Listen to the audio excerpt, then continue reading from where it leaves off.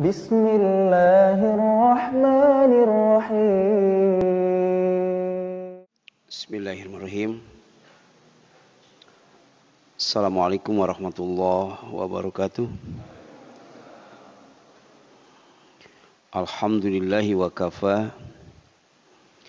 Wassalatu wassalamu ala abdihi wa nabiyyihi wa rasulihi Muhammadin al-Mustafa wa ala alihi wa ashabihi ahli sidqi wal wafa. Wa asyhadu an la ilaha illallah wahdahu la syarikalah. Wa asyhadu anna Muhammadan abduhu wa rasuluh. Amma ba'd, faqala Allah ta'ala fi kitabihil karim. A'udzu billahi minasyaitonir rajim.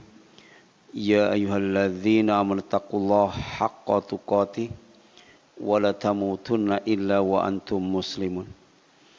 Ya ayuhan nasu taqu rabbakumul ladzi khalaqakum min nafsin wahidah wa khalaqa minha zawjaha wa batha minhuma rijalan katsiran wa nisaa'a wattaqullaha alladzi tasaaluna bihi wal arham innallaha kana 'alaikum raqiba. Ya ayyuhalladzina amanu taqullaha wa qulu qawlan sadida yuslih lakum a'malakum wa yaghfir lakum dzunubakum wa may yuti'illah wa rasulahu faqad faza fawzan 'azima. Alhamdulillah,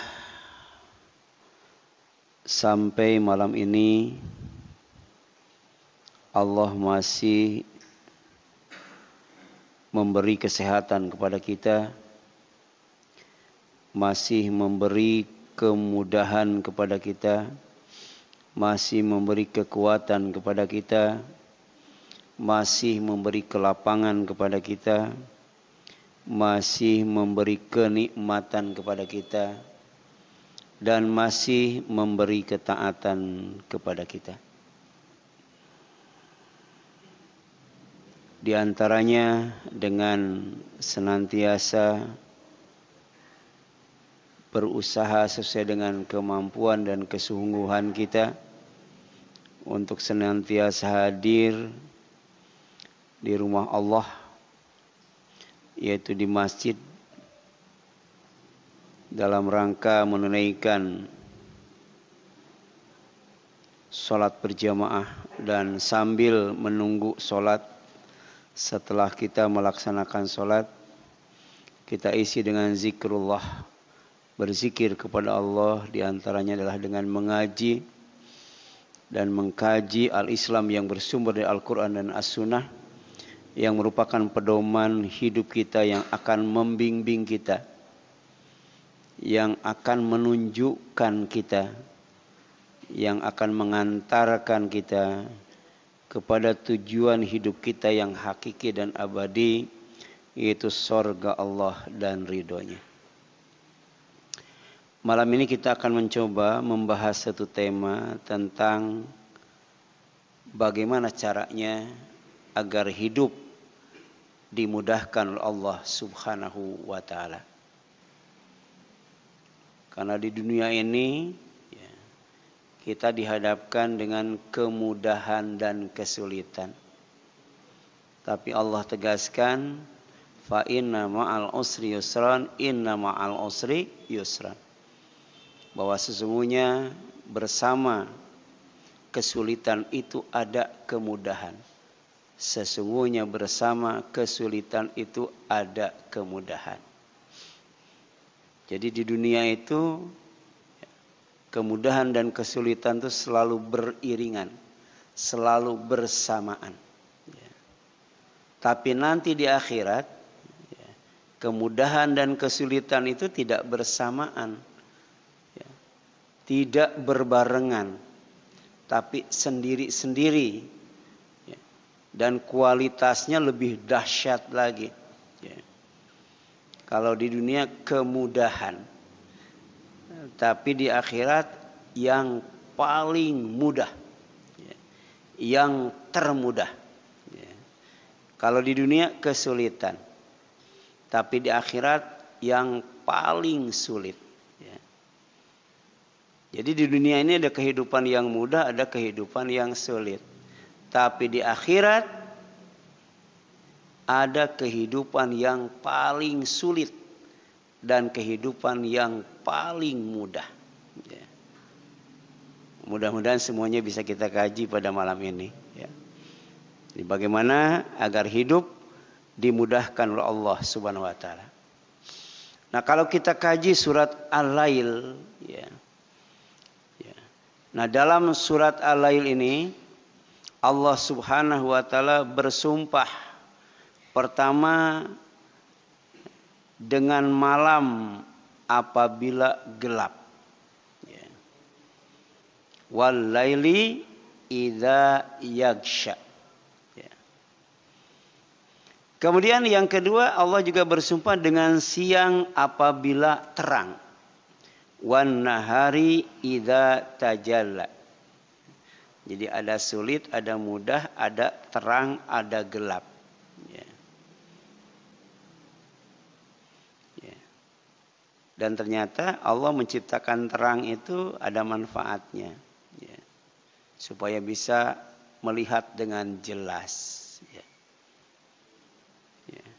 Supaya bisa melakukan berbagai macam aktivitas. Ya. Demikian pula Allah menciptakan gelap. Ya. Itu tidak sia-sia, ada faidahnya, ada manfaatnya, ada kebaikannya, ada gunanya. Di antaranya litaskunu fih, kata Allah, agar kalian bisa beristirahat dengan tenang. Ya. Makanya salah satu adab tidur, ya, salah satu sunnah tidur, diusahakan lampu dimatikan. Ya. Kalaupun dinyalakan jangan terlalu terang. Ya. Jadi usahakan seredup mungkin kalau tidak suka dengan kegelapan. Karena kegelapan itu bisa menciptakan ketenangan. Ya. Bahkan secara medis, ya, bagus untuk pencernaan. Tidur dalam suasana gelap itu bagus untuk pencernaan. Bahkan bagus untuk jantung. Ya. Bisa menciptakan ketenangan, rileks. Ya. Ya. Jadi litaskunu fih. Ya. Kalau nikah litaskunu ilaiha. Ya. Tapi kalau malam litaskunu fih. Ya. Ya. Jadi nikah juga Allah jadikan supaya manusia itu tenang. Demikian pula Allah jadikan malam supaya manusia bisa tenang pada malam itu. Ya. Nah, di antaranya tenang ketika beribadah. Ya. Sehingga bacaan yang kita baca itu khusyuk. Ya. Bisa merasap ke dalam hati kita. Ya. Makanya wa minal lail fatahajjad bih. Kalau bisa sebagian malam itu kamu sengaja bangun untuk sholat tahajud. Ya, untuk sholat tahajud. Ya. Ya. Kemudian yang selanjutnya Allah juga bersumpah dengan penciptaan laki-laki dan perempuan. Ada laki-laki, ada perempuan.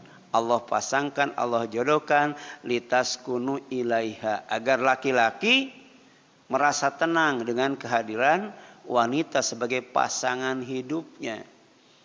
Maka di antara keduanya Allah ciptakan, Allah jadikan cinta dan kasih sayang. Ya. Makanya wa ma khalaqadz dzakara wal untha. Ya. Jadi apa saja yang Allah ciptakan, ya, berupa laki-laki dan perempuan, itu adalah satu dari tiga yang dijadikan sumpah oleh Allah Subhanahu wa Ta'ala. Ya. Kemudian apa isi sumpah Allah Subhanahu wa Ta'ala? Sampai kemudian Allah bersumpah dengan malam, Allah bersumpah dengan siang, Allah bersumpah dengan ciptaannya, yaitu laki-laki dan perempuan. Ternyata ada yang penting di balik itu. Apa? Allah Subhanahu wa Ta'ala menegaskan isi sumpahnya bahwa inna sa'yakum la syatta. Ya. Sungguh usahamu memang beraneka macam. Ya. Jadi usaha manusia itu macam-macam. Jadi di dunia itu orang keluar dari rumah, ya, ada yang ke pasar, ada yang ke pabrik, ada yang ke kantor, ada yang ke sawah, ada yang ke kebun, ya, macam-macam. Ya. Tapi kalau digaris besarkan, ternyata usaha manusia yang macam-macam itu merujuk kepada dua akibat. Yang pertama akan berakibat kepada kehidupan yang paling mudah. Jadi Allah akan memberikan kemudahan yang paling mudah. Yang kedua, itu berakibat kepada kehidupan yang paling sulit. Allah mudahkan dalam kehidupan yang paling sulit. Jadi di dunia mudah dan sulit. Tapi nanti ada klimaksnya. Ada puncaknya, ada finalnya. Apa itu? Ya. Kesulitan yang paling sulit atau kemudahan yang paling mudah, ya, dari usaha yang dilakukan oleh manusia. Wa an laisa lil insani illa ma sa'a, kata Allah. Bukankah manusia itu akan mendapatkan apa yang dia telah usahakan? Jadi kalau usahanya baik, maka hasilnya baik. Usahanya tidak baik, maka hasilnya juga tidak baik. Ya. Ini bentuk keadilan Allah Subhanahu wa ta'ala. Ya. Jadi Allah tidak mungkin zalim kepada hambanya. Ya. Nah, bagaimana usaha agar hidup dimudahkan dalam kehidupan yang termudah? Ya. Ternyata Allah ngasih caranya. Ya. Pertama adalah memberi. Ya. Berbagi dengan sesama. Ya, sebab yang dimiliki oleh manusia itu milik Allah. Titipan Allah, di dalamnya ada amanat yang harus disampaikan. Tidak boleh dimakan semuanya. Ya. Kalau dimakan semuanya, kalau tidak pelit rakus itu. Ya. Manusia tidak boleh menghabiskan makanan. Manusia tidak boleh menyisakan makanan. Ya. Tapi manusia harus menyisihkan makanan. Ya. Ini filosofi makan dalam Islam, ya. Sampai kata Rasul, makanan untuk 2 orang harus cukup untuk 3 orang. Tidak boleh, ya, dihabiskan oleh 2 orang. Ya. Apalagi sampai disisakan, dibuang, mubazir. Disisihkan. Ya. Yang kedua apa? Takwa. Takut kepada Allah. Hati-hati dalam hidup ini. Dalam menjaga diri. Supaya aman, laksanakan perintah Allah. Supaya aman, jauhi larangan Allah. Itu takwa. Ya. Kemudian tasdik, membenarkan kebaikan yang dijanjikan oleh Allah kalau kita suka berbagi. Zakat, infak, sedekah, hadiah, hibah, wasiat, ya. Itu ada balasan, dan balasannya itu balasan yang lebih baik. Yang harus ditasdik, dibenarkan, diyakini. Bukan hanya sekedar tahu dan percaya, tapi harus yakin bahwa yang kita berikan itu tidak akan hilang. Yang kita berikan itu tidak akan berkurang. Ya. Tapi yang kita berikan itu tetap ada. Bahkan nilainya lebih baik, lebih besar, lebih banyak. Ya. Wa ma tuqaddimu li anfusikum min khairin tajiduhu indallahi huwa khaira wa a'dhama ajra. Apa saja yang kamu lakukan berupa kebaikan ketika kamu berbagi dengan sesama, itu bukan buat orang lain. Bukan untuk orang miskin, bukan untuk anak yatim, bukan untuk kaum yang lemah, bukan. Tapi lakum, buat kamu. Itu pun tajiduhu indallahi huwa khairu wa a'dhama ajra. Akan kamu dapati nanti di sisi Allah. Allah simpen itu. Ya. Ya. Yang ada di sisi Allah, kebaikan yang pernah kita lakukan, huwa khaira, lebih baik. Wa a'dhama ajra, dan lebih besar pahalanya. Ya. Ma indakum yanfad, kata Allah. Apa yang ada pada kamu bakal habis. Ya. Kalau kita tidak mau berbagi dengan sesama. Ya. Wa ma indallah, sedangkan apa yang ada di sisi Allah bakin, tetap nggak bakal hilang. Ya. Oleh karena itu, fasa nuyassiruhu lil yusra. Akibatnya nanti kami akan beri, ya, kami akan jadikan dia mudah, ya, untuk menghadapi kehidupan yang paling mudah. Di mana? Di sorga. Dengan segala kenikmatannya. Jadi hidup yang paling mudah itu di sorga. Hidup yang paling menyenangkan itu di sorga. Ya.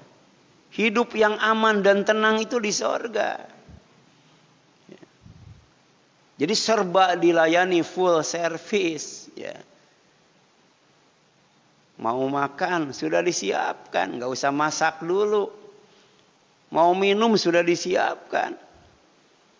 Bahkan dikelilingi, ya. Saking apa? Saking dekatnya pelayan itu dengan majikannya, saking banyaknya itu. Jadi kepuasan yang sesungguhnya ketika manusia itu ada di sorga. Ya.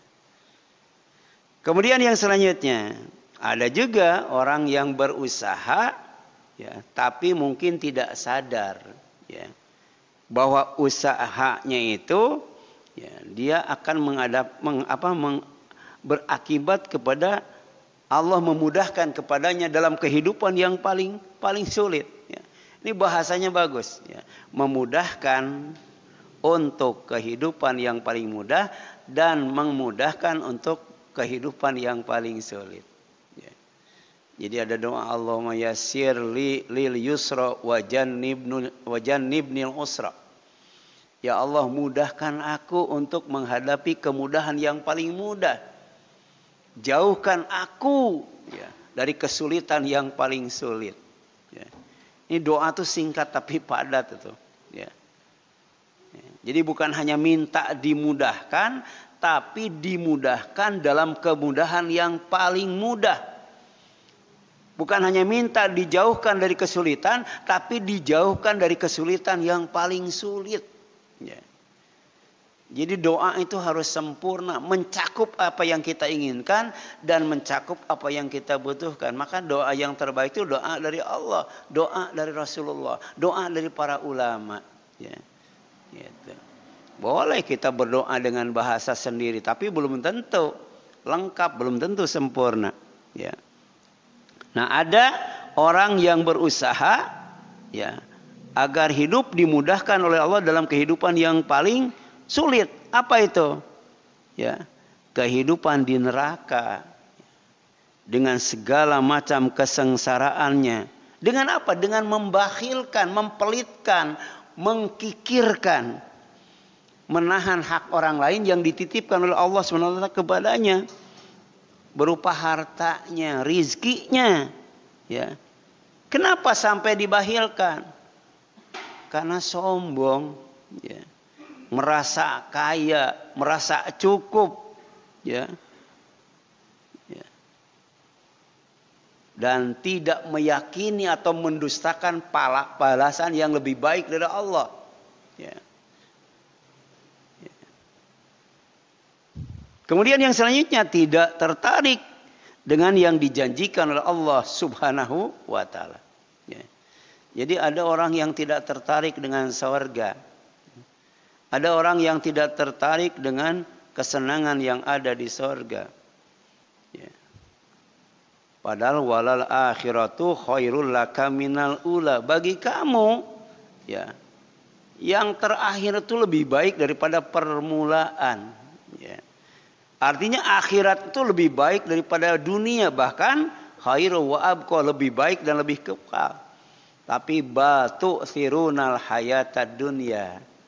manusia lebih memilih kehidupan dunia yang penuh dengan angan-angan, penuh dengan permainan, penuh dengan tipu daya, penuh dengan kesombongan, penuh dengan persaingan, ya, yang bisa menimbulkan permusuhan dan lain sebagainya. Ya.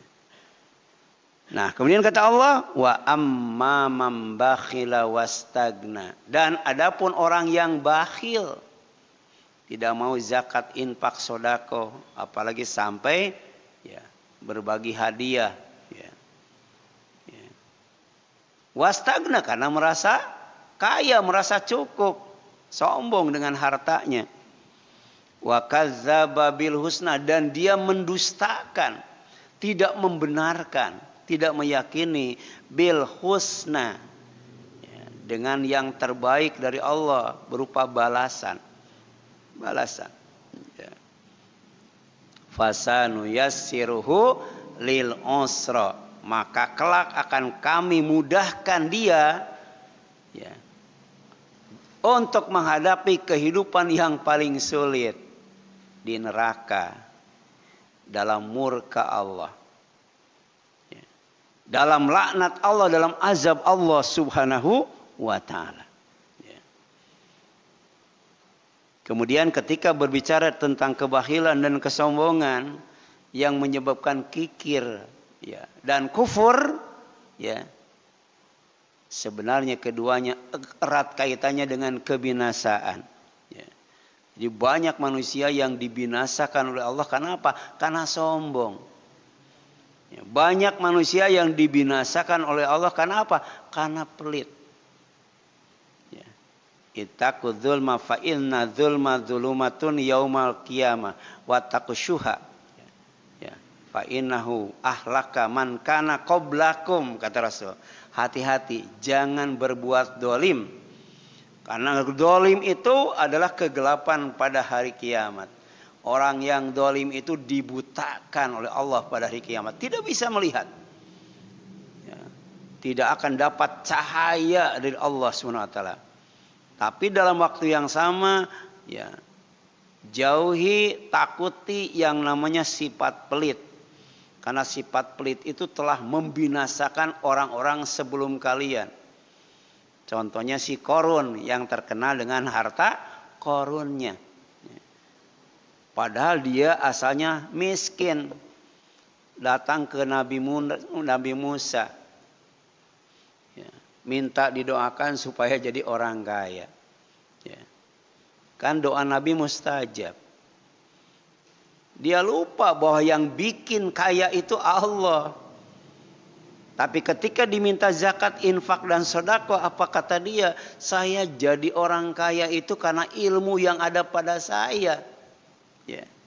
Jadi kalau saya tidak pinter, kalau saya tidak berilmu, tidak mungkin saya jadi orang kaya.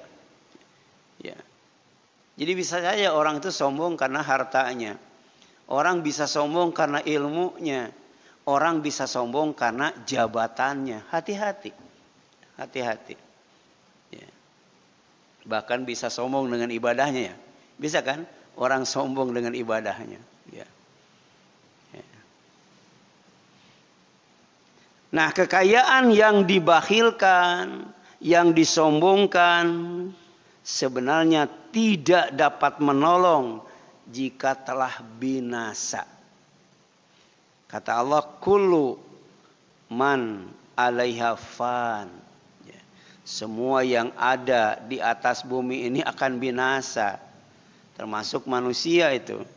Baik binasa karena dimatikan oleh Allah, atau binasa karena ditimpakan bencana oleh Allah SWT. Apalagi dibinasakannya dengan azab neraka. Ya.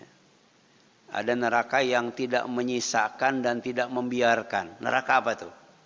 Ya. Tidak menyisakan, tidak membiarkan. Ini serem banget itu. Ya. Gitu. Neraka apa namanya itu? Ya. Neraka sakor, ya. Wa ma adraka ma sakor. Ya. La tubqi wa la tazar. Ya. Neraka sakor itu tidak menyisakan dan tidak membiarkan. Ya. Ya. Jadi ada orang yang dibinasakan dengan dimatikan oleh Allah SWT. Ya. Seiring dengan ditambahnya rizki, ditambahnya umur, semakin dekat dengan kematian itu. Ya. Jadi hati-hati kalau dapat rizki nomplok itu. Bisa jadi umurnya sebentar lagi. Kita senang ya dapat rizki nomplok ya. Sehari dapat 5 juta, besok 10 juta. Tahu-tahu besoknya mati itu ya. Ya. Tapi jangan sedih kalau kita rezekinya dikasih sedikit-sedikit. Ya.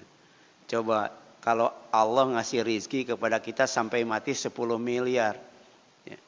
Oleh Allah dikasihnya misalnya sebulan 1 juta ya. Ya kan? Itu. Berapa bulan itu baru dia mati. Karena yang namanya kematian itu erat kaitannya dengan ajal dan juga erat kaitannya dengan rezeki. Kalau ajalnya belum habis, rezekinya belum sempurna, nggak bakal dimatikan. Ya. Inilah konsep iman dalam Islam ketika berkaitan dengan rezeki. Jangan sombong ketika rezeki berlimpah. Tapi juga jangan sedih ketika rezeki itu dialas. Ya. Apalagi sampai menghujat Allah. Ya. Sebab ada orang yang rezekinya oleh Allah diukur, kemudian dia mengatakan, ya Allah, ya, menghinakan aku katanya. Ya. Ya. Jadi kata Allah apa? Wa ma yugni anhu maluhu idza taroda. Ya. Dan hartanya tidak bermanfaat baginya apabila dia telah binasa. Ya. Malah hartanya itu jadi milik ahli warisnya. Ya. Ya. Jadi keluarga yang paling sayang, keluarga yang paling cinta, keluarga yang paling kasih, ya, ketika orang itu meninggal, ya, cuman dibekali seperangkat alat jenazah, gitu kan? Apa itu seperangkat alat jenazah? Gitu. Kain kapan, kapas, ya, minyak, kapur baru, apa dia, sabunnya, ya, cuma seperangkat itu, ya. Itu pun bakal habis, ya, bakal habis itu lama kelamaan, ya. Ya. Kendaraannya juga ambulans, ya. Kalau di kampung pakai kain sarung, ya, dicolok bambu, digotong, dikuburnya di atas bukit, ya. Jadi wa mayugni tidak akan menolong, tidak akan membantu anhu kepadanya malu hartanya sebanyak apapun idza taroda apabila dia sudah binasa, sudah mati, ya, baik mati dalam artian normal atau mati dalam artian ditimpa bencana, ya, ditimpa azab oleh Allah SWT. Dan kemudian Allah berbicara tentang hidayah hak mutlak Allah Subhanahu wa taala, ya.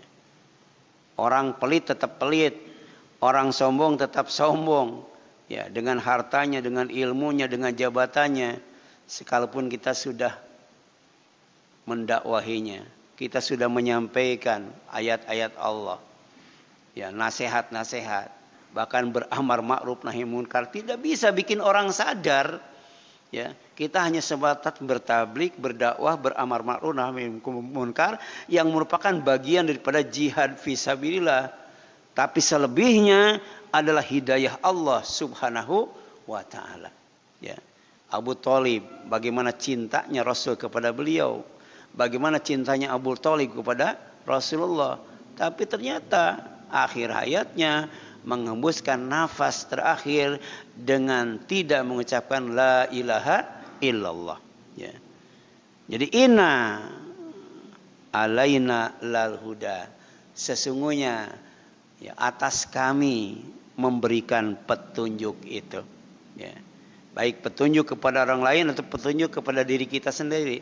Dan hidayah itu harus kita jaga, jangan sampai keluar dari hati kita, ya. Rabbana la tuzigh qulubana ba'da iz hadaitana. Jadi hidayah yang ada dalam hati itu jangan sampai dicabut kembali, diambil kembali oleh Allah, ya. Setiap hari minimal 17 kali kita berdoa ihdinas siratal mustaqim, agar hidayah itu tetap ada dalam hati kita, menerangi tangan kita, kaki kita, mulut kita, lisan kita, telinga kita, dan hidup kita, ya. Kita minta cahaya hidayah Allah. Ketika keluar dari rumah waktu subuh mau ke masjid, ya, hati diterangi, ya. Pendengaran diterangi, penglihatan diterangi, ya. Depan, belakang, kanan, kiri, atas, bawah diterangi sampai ditutup. Allahumma a'tini nuran, ya Allah berikan kepadaku cahaya agar hidup tetap dalam hidayah Allah Subhanahu wa taala, ya. Kemudian hanya Allah yang maha kaya lagi maha hebat, ya. Jadi siapapun tidak pantas untuk sombong, ujub, ria dan takabur. Kenapa? Karena sekaya apapun harta yang dimiliki oleh manusia dan sehebat apapun kekuatan yang dipunyai oleh manusia, tidak akan bisa menandingi kekayaan dan kekuatan Allah SWT, sang pemilik dunia dan akhirat. Ya. Berapa persen kekayaan kita dari kekayaan dunia yang kita miliki? Ya. Kita bekerja, ya, sampai tua, sampai pensiun, ya, dengan jabatan yang paling tinggi, gaji yang paling gede. Setelah kita kumpulkan, bisa nggak beli tanah seluas Jakarta? Kan nggak bisa, ya. Apalagi seluas Indonesia, ya. Ya. Padahal kekayaan Allah itu adalah dunia dan akhirat. Dunia saja bukan hanya bumi, ya. Sampai 7 langit, sampai Sidratul Muntaha. Wa inna lana lal akhirata wal ula. Dan sesungguhnya, ya, kepunyaan kami baik akhirat maupun dunia, ya, akhirat maupun dunia. Makanya kita minta disolehkan agama kita, karena agama itu benteng hidup kita. Kita minta disolehkan agama kita, dunia kita, karena dunia tempat hidup kita. Kita juga minta disolehkan akhirat kita, ya. Jadi bukan hanya soleh agama, bukan hanya soleh dunia, soleh akhirat. Karena akhirat tempat kembali kita. Dengan apa? Dengan menjadikan sisa umur yang kita tidak tahu berapa lamanya lagi untuk semakin bertambah baik, bertambah soleh. Sehingga ketika kita mati menghadap Allah di alam kubur, kita sudah tidak menemukan lagi dengan sesuatu yang tidak menyenangkan. Doanya indah tuh. Allahumma aslih li dini alladhi huwa ismatu amri wa aslih li dunyaya allati fiha ma'ashi wa aslih li akhirati allati fiha ma'adi waj'alil hayata ziyadatan li fi kulli khair waj'alil mauta rahatan li min kulli syarrin. Ya. Ini kalau orang Kristen tahu, ini bakal diamalkan, ya. Mereka kan inginnya RIP, ya, rest in peace, ya, istirahat dalam ketenangan, istirahat dalam damai. Kuncinya itu, soleh dunia, soleh agama, soleh akhirat. Sisa umur yang masih ada gunakan untuk berbuat baik, insya Allah bakal istirahat dengan tenang, ya. Kemudian Allah yang menghidupkan dan mematikan, ya. Apa kata Allah? Wallahu yuhyi wa yumit. Allah yang mencukupkan dan memuaskan, ya. Yang bikin hidup kita cukup, yang bikin hidup kita puas adalah Allah. Ya, wallahu huwa agna wa akna. Agna bikin cukup, ya. Akna bikin puas, ya. Kemudian, ya, Allah yang menjadikan tertawa bahagia dan menangis sedih. Jadi kita ketawa itu karena dibikin ketawa oleh Allah. Menangis juga karena kita dibikin menangis oleh Allah, ya. Coba dalam sholat malam selama 1 bulan, berapa kali kita menangis? Ya. Susah, ya? Karena tidak dibikin menangis oleh Allah, ya. Susah tuh bikin menangis, ya. Dulu orang gampang menangis tuh ketika melakukan zikir berjamaah. Dulu waktu ngetren zikir berjamaah Ustadz Arifin, ya, itu pada nangis semua tuh. Karena berjamaah. Coba zikir sendiri, bisa nggak nangis? Ya, kalau berzikir sendiri bisa nangis, hebat itu. Dan ketika kita bisa nangis, jangan sombong. Karena yang bikin nangis siapa? Kita bisa tersenyum, ya. Coba dikasih stroke, bibirnya menyon, bisa ketawa nggak? Ya. Itu kuasa Allah SWT. Kita tidak pantas untuk sombong, ujub, riya, dan takabur. Oleh karena itu ada 5 wasiat ya, Rasulullah yang harus kita lakukan. Pertama, ya, hati-hati dengan yang haram, jauhi ya, karena kita akan dicatat sebagai hamba Allah yang paling hamba. Kemudian merasa puas dengan pemberian Allah, pasti kita akan menjadi manusia yang paling kaya. Berbuat baik kepada tetangga supaya kita dicatat sebagai orang yang beriman. Cintai manusia sebagaimana kamu mencintai diri kamu sendiri supaya kamu dicatat sebagai orang Islam. Dan terakhir, jangan banyak tertawa. Karena banyak tertawa itu akan mematikan hati. Kembali, hati ini kalau soleh semuanya soleh. Tapi kalau salah, rusak, semuanya salah dan rusak. Jaga hati kita. Nah, itu barangkali yang dapat disampaikan. Mudah-mudahan bermanfaat bagi kita sekalian. Mohon maaf apabila ada kesalahan kurangan. Ya, ada yang ditanyakan sebelum ditutup? Ada? Ya. Ya, silakan. Waalaikumsalam warahmatullahi wabarakatuh. Ya.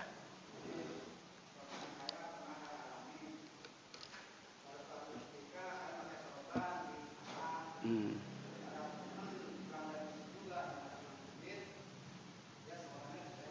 Hmm.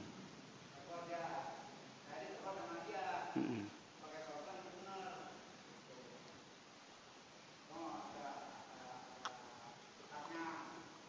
Ya.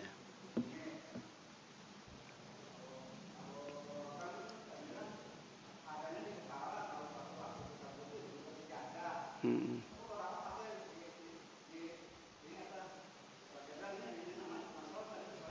Oh, iya, iya, iya, iya.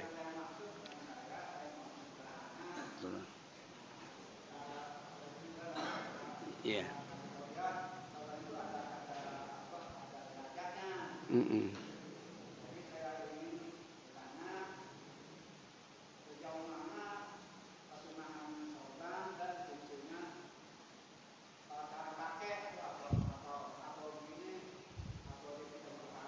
Iya.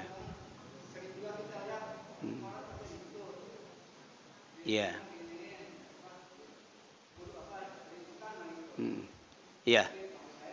Mm-mm.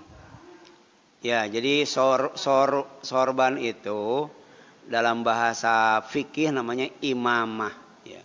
Kalau satu, kalau banyak amaim. Ya. Dan ketika berkaitan dengan cara ya, mengusap kepala ketika pakai sorban, ya, maka ya, sorbannya tidak perlu dibuka.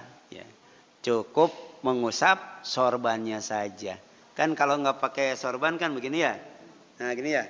Nah, tapi kalau pakai ini taruh sorban. Ya. Jadi cukup di sorbannya saja. Ya. Nah, di sorbannya aja diusap. Kalau ini sorban ya. Atau cuman sebagian kepala aja diusapnya. Baru selebihnya nih. Ya, ada 2 cara itu. Artinya kalau kita mengambil makna sorban ketika dikaitkan dengan adab wudu, berarti sorban itu tempatnya di mana? Nah, salah satu fungsinya apa? Untuk menutup kepala, ya. Ya, tapi al-adatu muhakama. Bisa jadi beda tempat, beda lagi tempatnya ya. Ya, mungkin di tempat lain sorban itu di sini, mungkin sorbannya di sini, ya, gitu kan? Nah, kalau itu ada yang disebut al-adatu muhakama. Adat juga bisa dijadikan hukum, ya. Ya, misalnya saya waktu di Tasik dulu pakai kain sarung ini nih, kain sarung kayak bapak ini, saya dimarahin tuh. Ya kayak bapak tuh sarung itu dimarahin. Karena di Tasik itu rata-rata sarungnya tuh sarung perempuan laki-laki itu. Ya, nggak boleh pakai sarung itu. Ya, tapi sekarang mah rata-rata nggak pakai sarung, pakai celana semua tuh. Ya, sudah nggak pakai sarung. Dulu mau pakai sarung semua, tapi sarungnya bukan sarung laki-laki, sarung perempuan yang corak batik itu ya. Nah, iya, gitu. Saya juga waktu umroh pakai celana sarung, ya, tapi ada apa coraknya itu, dimarahin juga, ya, Karena tidak boleh pakai pakaian yang bergambar katanya. Padahal gambarnya itu bukan gambar orang, gambar corak, tapi corak yang biasa dipakai oleh perempuan, dimarahin juga gitu kan. Ya, tapi kalau di sini kan bebas aja ya. Nah, coba di Arab itu ya. Nah, di daerah Mekah, kalau di Madinah agak sopan, di Mekah galak-galak ya, galak-galak. Ya, jadi adat setempat juga itu bisa dijadikan hukum ya. Ya, mungkin dia pakai sorbannya di sini ya. Jadi menurut dia yang benar tuh di sini ya. Ada juga yang di sini ya. Tapi kalau kaitannya dengan adab wudu, sorban itu dipakai tutup kepala ya. Wallahu alam ya. Itu tergantung kebiasaan di tempat itu ya. Gitu. Ya, silakan ada lagi? Ya, itu barangkali yang dapat disampaikan, mudah-mudahan bermanfaat bagi kita sekalian. Mohon maaf apabila ada kesalahan kurangan. Aqulu qouli hadza wa astaghfirullah li wa lakum wal afu minkum subhanaka Allahumma wa bihamdika asyhadu an la ilaha illa anta astaghfiruka wa atubu ilaik. Wassalamualaikum warahmatullahi wabarakatuh.